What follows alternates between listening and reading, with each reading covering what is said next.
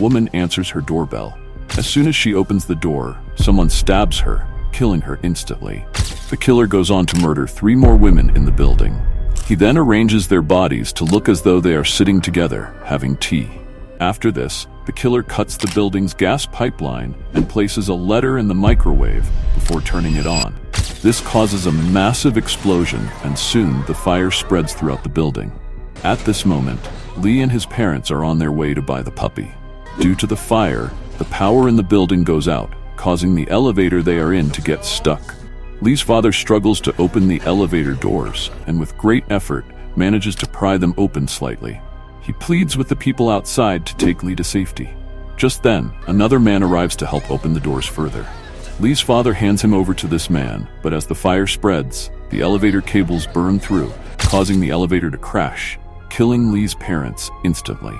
The man who saved Lee is still trapped with him as the fire rages. Lee, affected by the smoke, begins to lose consciousness.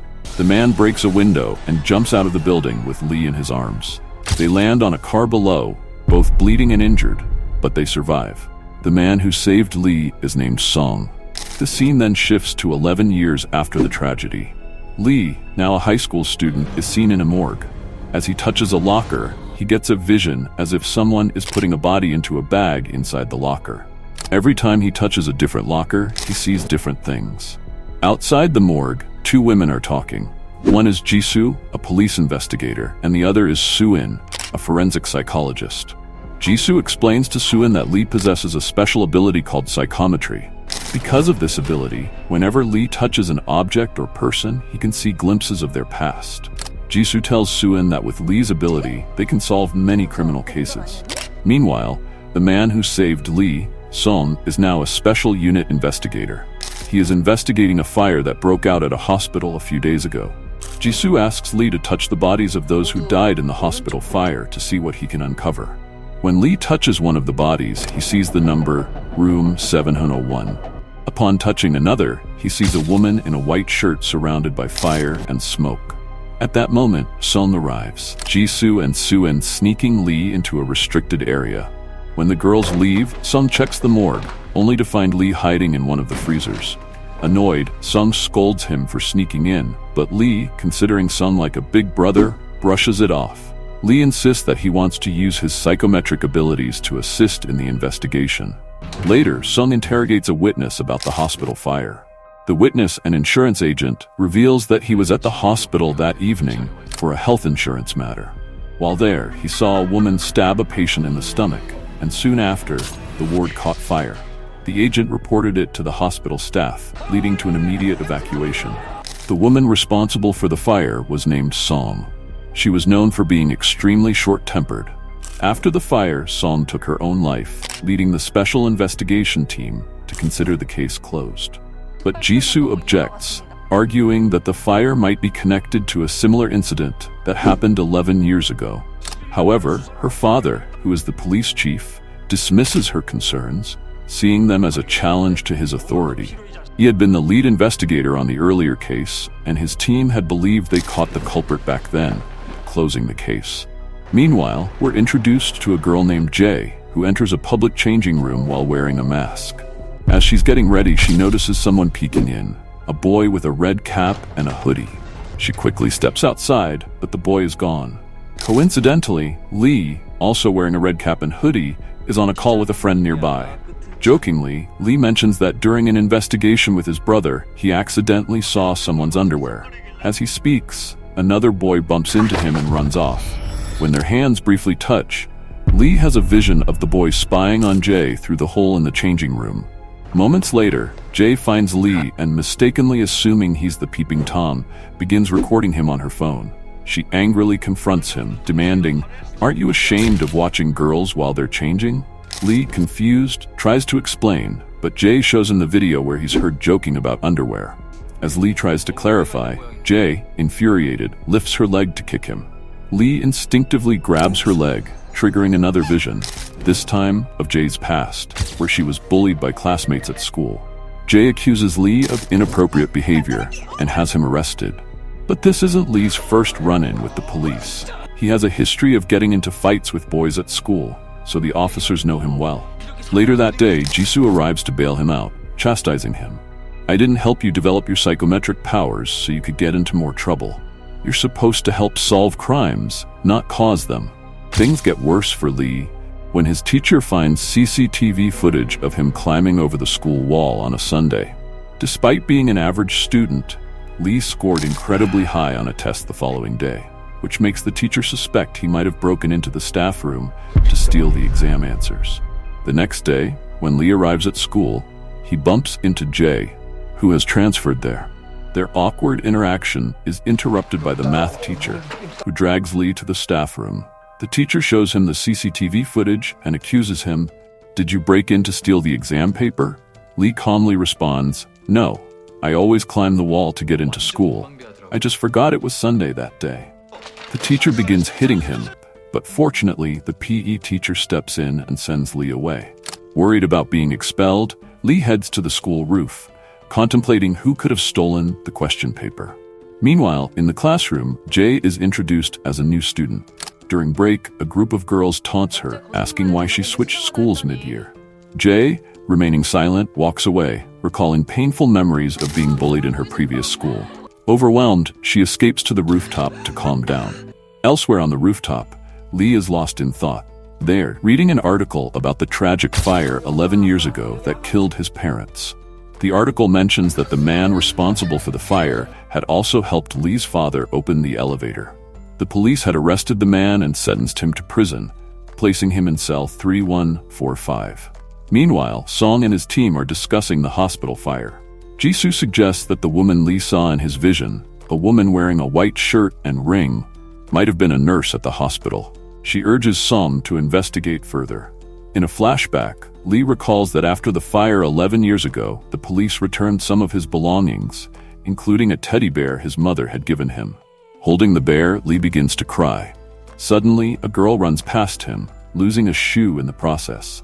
As the police were escorting the man arrested for the fire, he looked toward the girl running away. It was his daughter. The girl broke down in tears upon seeing her father in handcuffs. Lee, in a kind gesture, offered her some candy to console her. That little girl was Jay, and ever since she's continued to eat the same candies to calm her nerves. After a while, Jay returns to the classroom, while Lee, who is on the verge of jumping off the roof, sees her and decides to hang on instead. Still upset about the earlier misunderstanding in the changing room, Lee tries once more to explain himself to Jay, but she remains unconvinced. In the classroom, the math teacher praises Jay for her impressive academic performance on her first day. Instead of thanking him, Jay scolds the teacher, criticizing him for comparing students instead of motivating them. Boldly, she declares that Lee didn't steal the exam papers, leaving the entire class in shock. The teacher, frustrated, challenges her. If that's true, then bring me the person who did. Jay confidently accepts the challenge. Later that evening, Lee sneaks into the staff room, determined to clear his name. Using his psychometric powers, he touches the door and sees the numbers 6 and 2 in his vision, but can't fully unlock the door. Just then, Jay arrives, just as determined to win the teacher's challenge and avoid expulsion. She quickly presses a series of numbers, and the door unlocks. Together, they search the staff room for evidence. When Lee touches something, he gets a vision of a student holding a yellow campus box, but frustratingly, he can't see the student's face. Suddenly, they hear the security guard approaching. They quickly hide, and while in hiding, Jay notices Lee's eyes and realizes that the boy she thought had spied on her earlier had different eyes than Lee's. In this episode, we see Lee pulling Jay close to avoid being seen by the security guard. When Lee touches Jay, he suddenly has a vision of the number 3145, which shocks Jay when he says it out loud. After the guard leaves, they both exit the room, having found nothing significant. On her way home, Jay realizes someone is following her. Preparing to defend herself with a stun gun, she turns around, only to find it Sang. He invites her to a nearby shop and mentions that after her father was imprisoned, he had been covering her school expenses. Sang also reveals that he's rented a house near hers. The following day, Lee tells his best friend about the yellow campus box he saw in his vision. Lee comes up with a plan to identify the owner of the box. He goes to school and triggers the fire alarm, standing by the gate and trying to touch every student as they rush out during the drill. hoping to pinpoint the one with the yellow box. However, as he does this, his vision starts speeding up like a fast-forwarding tape, overwhelming him until he collapses. The PE teacher rushes over to help him. Lee asks the teacher if he knows a student with a yellow campus box, and the teacher's shocked reaction prompts him to leave abruptly. Afterward, Lee has another vision and finally sees the owner of the box. It's a girl named Sohan. Inside the box was a pregnancy test. In her panic to hide it, Sohan had dropped the test, and the PE teacher, thinking she was hiding cigarettes, confiscated the box. Fearing the teacher would discover her secret, Sohan snuck into the staff room to retrieve it. Sohan confides in Jay, explaining her predicament and asking for help. If you don't find the person who stole the question papers, Sohan says, I'll be blamed and expelled. The next day, the math teacher tries to question Jay about her family, but she swiftly changes the subject, asserting that Lee didn't steal the exam papers. Jay reveals that when she and Lee had entered the staff room, they found exam papers with the names of 5 students written on them, indicating that the teacher had sold the papers to those students rather than the papers being stolen. The math teacher flies into a rage, scolding Jay, but the other students record the incident and post it online. As a result, the teacher is expelled for selling the exam papers. That evening, Jay is on her balcony when she notices Sang on the balcony across from hers. As she's about to call out to him, she spots Lee at Sang's house and quickly hides. Eavesdropping on their conversation, she discovers that Lee refers to Sang as his brother. She also learns about Lee's psychometric abilities. After Lee leaves, frustrated, he kicks a plant, prompting Jay to reveal herself. She confronts Lee about his powers and why he mentioned the number 3145 that night. Lee is stunned when Jay tells him that 3145 is her father's prison cell number. Curious, Jay asks Lee to look into her past. They sit on the balcony, and Lee asks, "Which part of your body should I touch to see your past?" Jay replies, "Just my hands should be enough." Lee smirks and says, "No, the lips are the most sensitive. I'll touch them to see your past more clearly." Jay is caught off guard. Just as Lee leans in, the scene cuts to him falling out of bed, revealing that it was all just a dream. In the previous evening's events, Jay had a change of heart and decided not to go to Lee's balcony. The next morning, when Jay left for school, she found Lee waiting for her outside.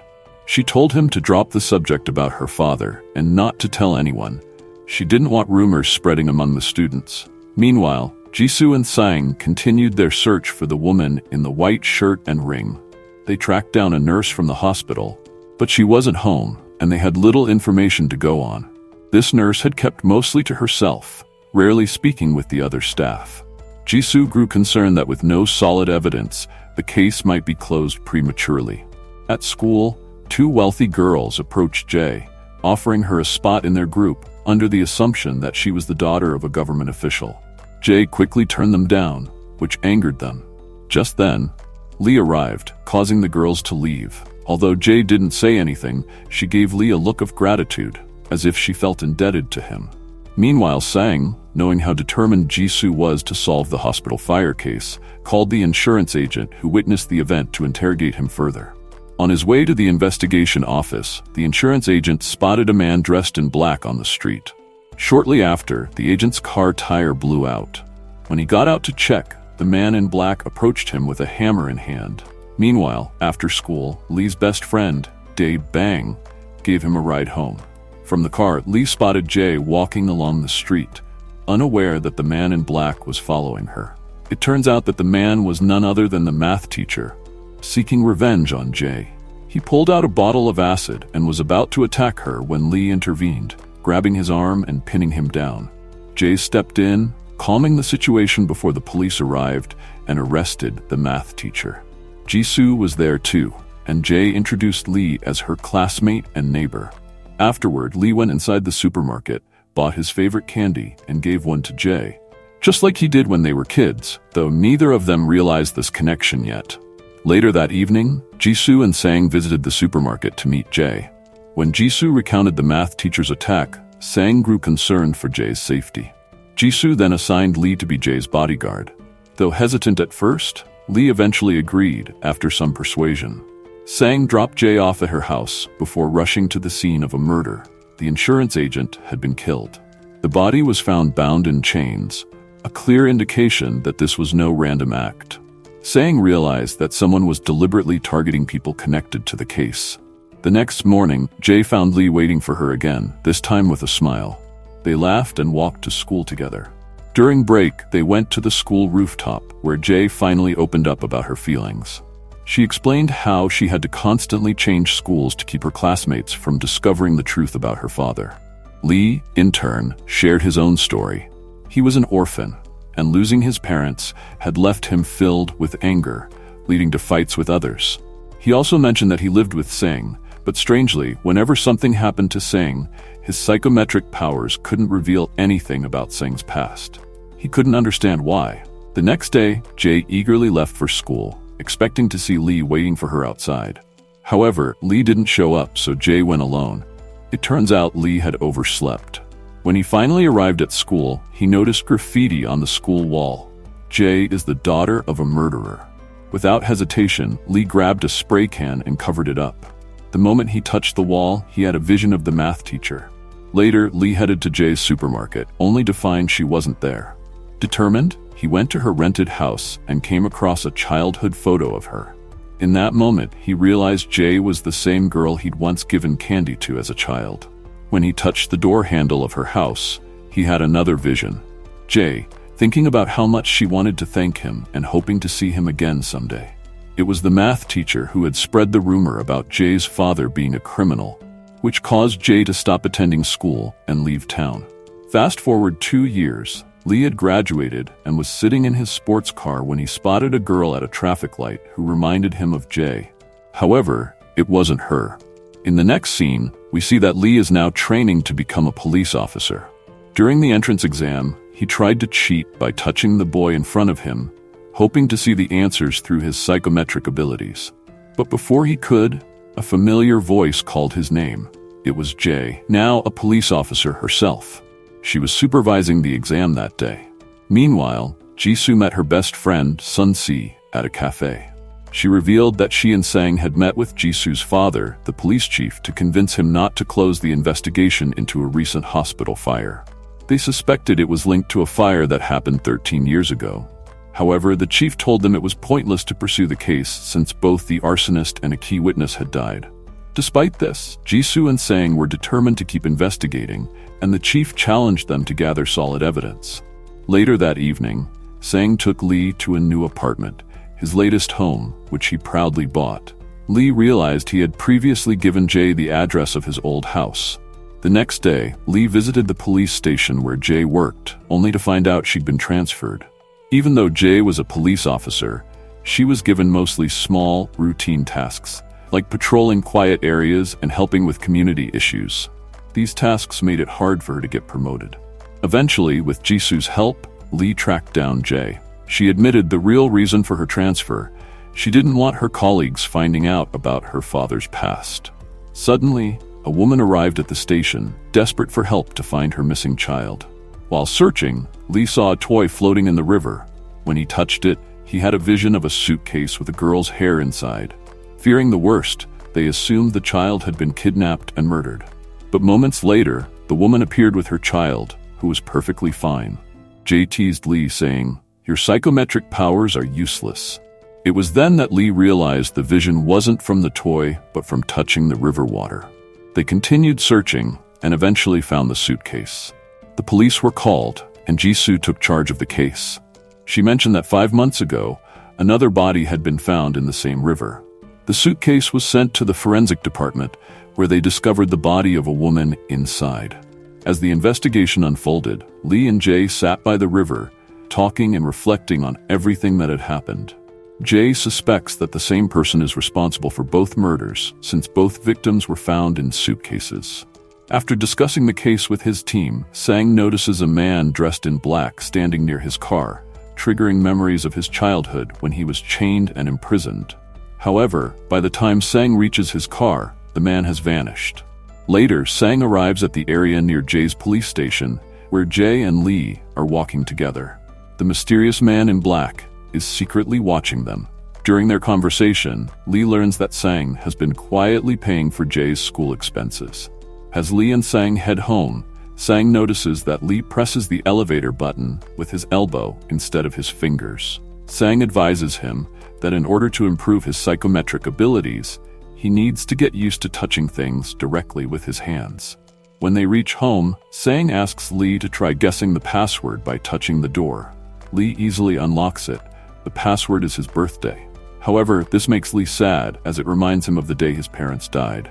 The next morning, as Lee leaves the house, a man in black is waiting in a delivery truck. After Lee leaves, the man sneaks into the house and installs a security camera inside a smoke detector. Meanwhile, Sang, Lee, and Jay discuss Lee's psychometric powers, and Sang jokingly suggests that Jay help Lee train his abilities. Later, as Jay and Lee sit by the river, Lee tells Jay, "To help you, I'd need to touch you." Jay, however, pulls back, knowing her life isn't normal. She had been bullied as a child, and her father's imprisonment still haunted her, making her afraid to let Lee in. Later, Lee notices Sang leaving the house at night and realizes that his brother is still working on the suitcase murder case. He offers to help, but Sang refuses. Undeterred, Lee follows him. As Lee tails Sang's car, a delivery truck blocks his path. When both Sang and Lee arrive at Sang's office, Lee tries to get a glimpse of the truck driver, but the truck drives away. Lee follows it to a deserted area, but when he approaches the truck, it's empty. Suddenly, the man in black appears and stabs Lee in the stomach. At the same time, back at the police station, Jay's box of candies suddenly falls off her desk. During the attack, Lee had grabbed the man's face, triggering a vision of the man's past. It's revealed that this man had been following Sang for years. Lee also recognized him from the fire incident 13 years ago, when a building burned down. He had tried to investigate further, but the man had managed to escape. Lee is rushed to the hospital, where he tells Sang that the man who attacked him has been stalking Sang for years, and might be connected to the fire 13 years ago. Thankfully, Lee's life is saved. Later, Jisu informs Sang and Jay that the woman found in the suitcase was the same nurse they had been searching for. But the most shocking revelation is that, according to the post-mortem report, the woman had died 5 years ago. So who is this mysterious man who has been following Lee and Sang for 15 years? How did the woman who died 5 years ago end up in the suitcase? Did Jay's father really kill the women in Lee's building and set the fire 15 years ago? And who started the hospital fire? Most importantly, how did Lee get his psychometric powers? To find out the answers to all these questions, don't miss the second part of this video. If you haven't subscribed yet, make sure to hit the subscribe button so you don't miss the next episode.